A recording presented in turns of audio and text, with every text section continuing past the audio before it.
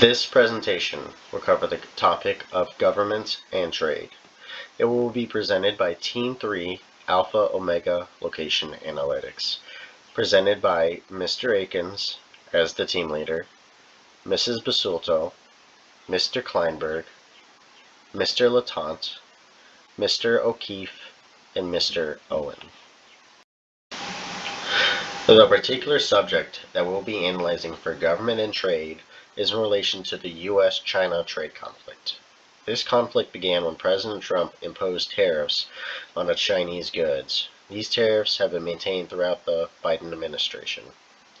In particular, we'll be looking at two articles that will do a deeper dive throughout this presentation. Article 1 came from the New York Times, titled, U.S. Seeks to Join Forces with Europe to Combat Excess Chinese Goods. This article was posted on 21st of May, 2024. Article 2 came from BBC World News, titled, China Hits Back at U.S. and EU as Trade Rows Deepen, which was posted on the 20th of May, 2024. The topic discussed in both articles is that the trade tension between major global economies such as China, the United States, and the European Union. The tension is increasing due to a series of trade measures like tariffs, sanctions, and anti-dumping investigations that were created in an attempt to protect domestic industries being affected by trade practices in China. The topic is currently important due to having a substantial impact on the global economy and the stability of the relationships in international trade. Countries are increasing to create protectionist measures, and they have a ripple effect that can be felt across various industries, from technology to manufacturing. These articles were picked because of the comprehensive explanation of the current trade tensions between China and Western economies. The articles spotlight the reciprocal nature of trade protectionism and the strategic maneuvers by governments to safeguard their economy's interest. We wanted to shed a light on the complex and immediate consequences of the trade disputes between nations. We also wanted to provide a better understanding on how government policies influence the dynamics of international trade. China's response to trade disputes. The main points from these articles are: China initiates an anti-dumping probe into imports of polyexomethylene copolymer from the US, Europe, Taiwan, and Japan. Tensions escalate between China and the US and Europe due to trade disputes. China criticizes US tariff increases and imposes sanctions on American defense firms. Europe launches probes into Chinese imports including tinplate steel and solar panels. Author's message. The author conveys the message that China is retaliating against the US and Europe trade actions, signaling deeper trade tensions. Core information. China's anti-dumping probe and responses to US and Europe tariff and sanctions. European investigations into Chinese imports and potential retaliatory measures. US-Europe cooperation against Chinese exports. Main points. Treasury Secretary Janet L. Yellen emphasizes the need for the US and Europe to collaborate against China's excess industrial capacity. Concerns rise over China's production of green energy technology and its impact on global markets. The US seeks European support to prevent China from dominating Western markets with its electrical vehicles, batteries, and solar panels. Yellen clarifies that the US policy is not anti-China but aims to address threats to the global economy posed by China's trade practices. Author's message. The author highlights the importance of US-Europe cooperation in confronting China's economic practices to safeguard global economic stability. Core information. Yellen's call for collaboration between the US and Europe to counter China's industrial overcapacity. Concerns over China's dominance in clean energy technology and potential consequences for Western markets. Today I want to discuss the escalating trade tensions between the United States, Europe, and China, drawing on insights from the New York Times and BBC World News. These articles provide complementary perspectives that, when combined, offer a comprehensive understanding of the current trade dynamics. The New York Times focuses on the joint efforts of the US and Europe to form a united front against the influx of Chinese goods, It also emphasizes the strategic alliances being forged to tackle issues like market distortion and unfair trade practices by China. In contrast, the BBC World News article offers a counterpoint by detailing China's response to these efforts, underscoring China's stance on the issue and its retaliatory measures such as tariffs and trade restrictions.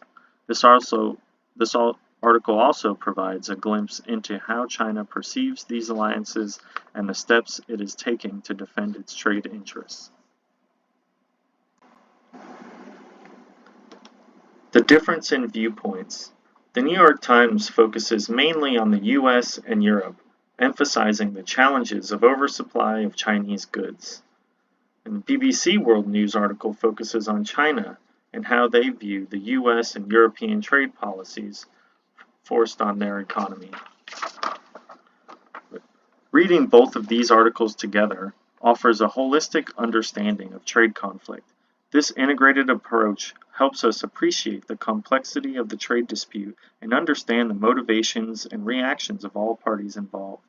It reveals the interconnectedness of global trade policies and their ripple effects across different economies, highlighting how actions by one can trigger significant responses from another.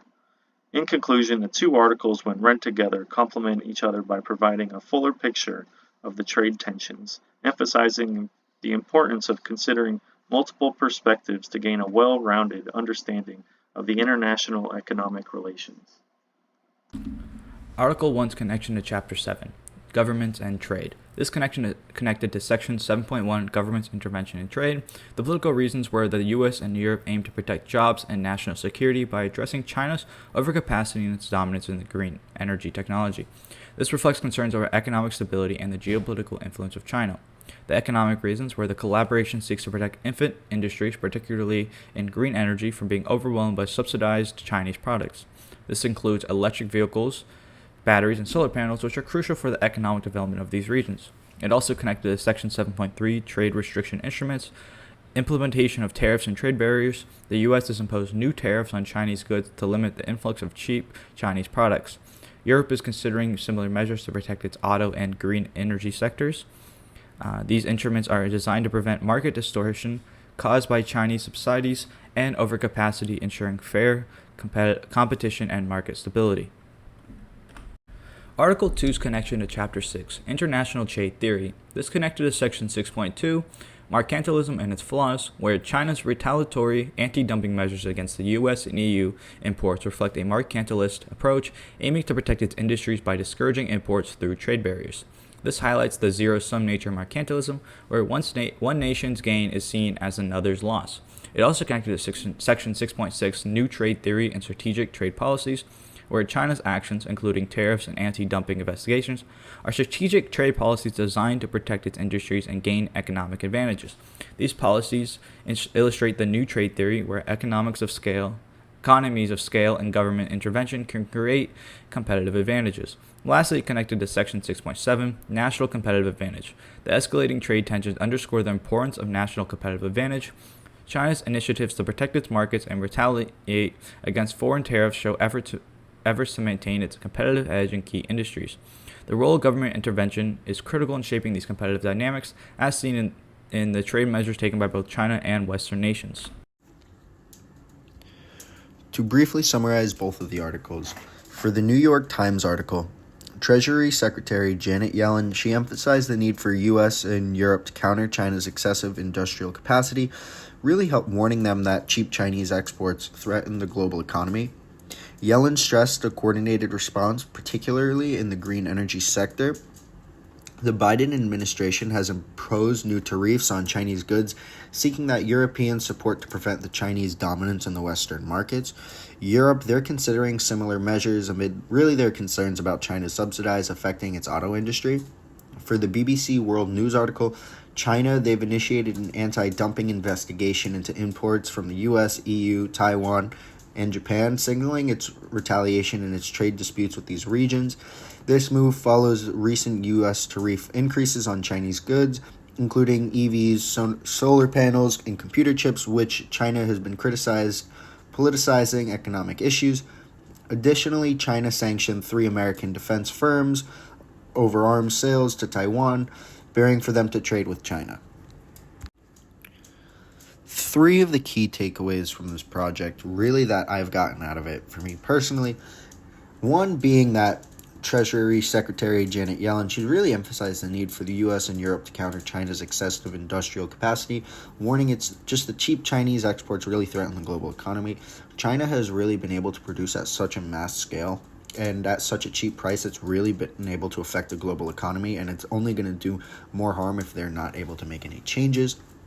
Another key takeaway is how they've really initiated an anti-dumping investigation into polyoxymethylene copymer imports from US, EU, Taiwan, and Japan, signaling retaliation in its trade disputes with these regions. And another really key takeaway that we got out of this is that the trade tensions between China and the US, it's really been exacerbated by the recent US sanctions on Chinese goods and China's subsequent measures against American defense firms. These actions really reflect the broader geopolitical rivalry between the two countries.